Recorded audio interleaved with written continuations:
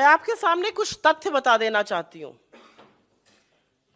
क्योंकि इसको सिर्फ सरसरे तौर पर यह कह देना कि हम किसी रिपोर्ट के आधार पर यह बात कर रहे हैं, यह सर्वथा गलत है। हमने एक पैटर्न देखा है, उस पैटर्न को आपके सामने दो एग्जाम्पल्स जो रीसेंट है उससे बताया, ऐसे तमामों एग्जाम्पल्स हैं। इस देश के प्रधानमंत्री, और ये हमारा डेटा नहीं है, ये ट्विटर का डेटा है, इस देश के प्रधानमंत्री के 60% फॉलोअर्स जो हैं वो फर्जी हैं, इसके बारे में कोई चर्चा नहीं है। IT department 60%। इंस्टाग्राम पे इंडियन इन्फ्लुएंसर्स के लगभग 16 मिलियन खाते नकली हैं।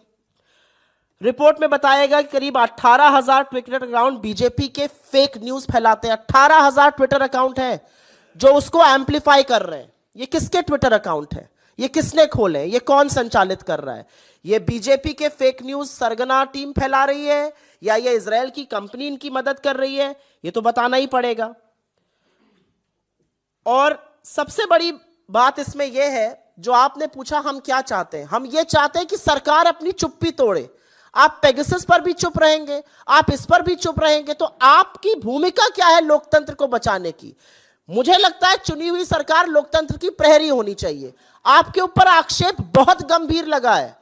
आपके ऊपर आक्षेप लगा है कि जिन 30 देशों में लोकतंत्र के साथ खिलवाड़ एक कंपनी कर रही है, उसमें से एक हिंदुस्तान भी है। हिंदुस्तान की सरकार के पास ये लिबर्टी नहीं है कि वो चुप रहे ना, ये लग्जरी है। हिंदुस्तान की सरकार को जवाब देना पड़ेगा, और जवाब इसलिए देना पड़ेगा क्योंकि फेक न्यूज फैलाने में ये एजेंसी भले आपकी मदद करे, फैलाने का काम आपका तंत्र भी उतना ही बखूबी से करता है।